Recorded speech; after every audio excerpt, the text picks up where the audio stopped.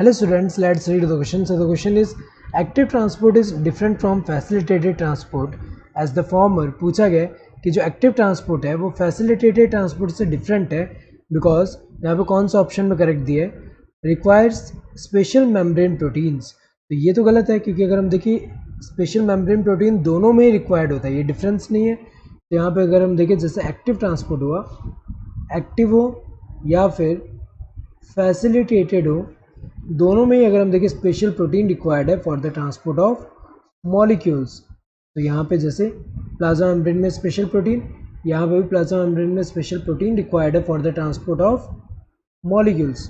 And यहाँ पे क्या होता है, यहाँ पे डिफरेंस क्या होता है वो अगर हम देखें एक्टिव एंड फैसिलिटेटेड में, पहला यहाँ पे जो ट्रांसपोर्ट है वो क्या अगेंस्ट द ग्रेडियंट है। सो यहाँ पे क्या है, against the gradient, against the gradient.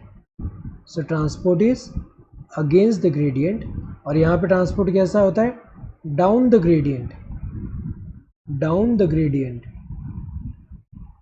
Down the gradient. Against the gradient मतलब यहाँ पे जैसे यहाँ पे लो कंसंट्रेशन है, लो कंसंट्रेशन, और इस तरफ क्या है हाई कंसंट्रेशन, इस तरफ हाई कंसंट्रेशन है।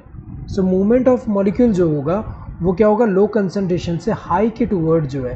सो एक्टिव ट्रांसपोर्ट में क्या होता है, मूवमेंट क्या है अगेंस्ट द ग्रेडियंट, तो लो कंसंट्रेशन से हाई कंसंट्रेशन के टूवर्ड है। फैसिलिटेटेड में क्या होता है, हाई कंसंट्रेशन से लो कंसंट्रेशन के टूवर्ड होगा। तो यहाँ पे क्या होगा, हाई कंसंट्रेशन से लो कंसंट्रेशन के टूवर्ड होगा। तो यहाँ पे अगेंस्ट द ग्रेडियंट है, इसीलिए यहाँ पे क्या होगा, एटीपी रिक्वायर्ड होगा, एनर्जी का एक्सपेंडिचर हो रहा है यहाँ पे, एटीपी रिक्वायर्ड है क्योंकि अगेंस्ट द ग्रेडियंट जो है, ये अगर अगेंस्ट द ग्रेडियंट ट्रांसपोर्ट करना हो लो कंसंट्रेशन से हाई के टूवर्ड, तो इससे क्या होगा, इससे यहाँ पे ये जो है एनर्जी रिक्वायर्ड होगा इसमें ट्रांसपोर्ट के लिए।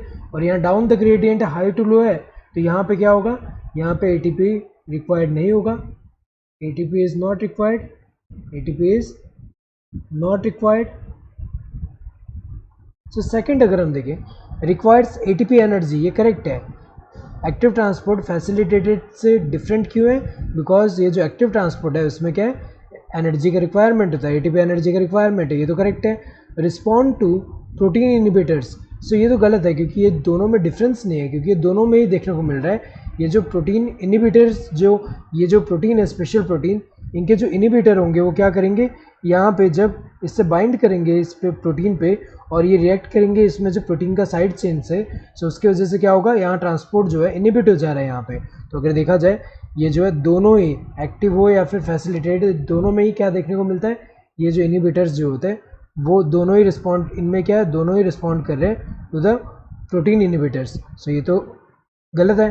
ट्रांसपोर्ट सैचुरेट्स, सो ये भी अगर हम देखिए दोनों में ही होता है क्योंकि ट्रांसपोर्ट सैचुरेशन जो होता है उसका मतलब क्या होता है कि जब ट्रांसपोर्ट जो होगा वो मैक्सिमम रेट पे रीच कर देगा, पहुंच जाएगा, मैक्सिमम रेट पे पहुंच जा रहा है जब सारे के सारे प्रोटीन ट्रांसपोर्टर जो है वो यूज़ हो रहे हों। तो यहाँ पे अगर हम देखें सारे के सारे यहाँ पे जितने भी हैं, यहाँ प्लाज्मा मेम्ब्रेन में अगर ये सारे जितने भी ट्रांसपोर्ट प्रोटीन्स हैं ये सारे ऑक्यूपाइड है, यहाँ पे सारे यूज्ड हो रहे हैं यहाँ पे, तो ये क्या होगा, इसका मैक्सिमम रेट होगा, ट्रांसपोर्ट का मैक्सिमम रेट, इससे ज़्यादा नहीं हो सकता।